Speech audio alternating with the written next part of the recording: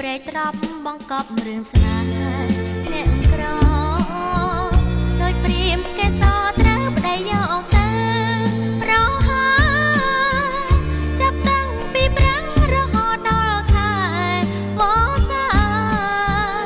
ក៏ប្រុងស្នេហាមិនឃើញញាត្រាវិលវិញ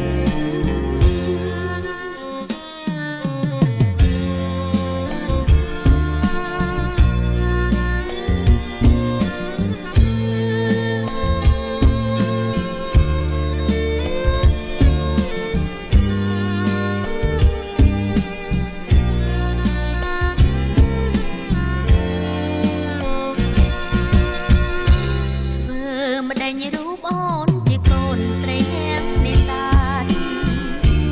ជាផ្កាមិនស្អាតប្រឡឹងជាប់ក្លិនមច្ឆា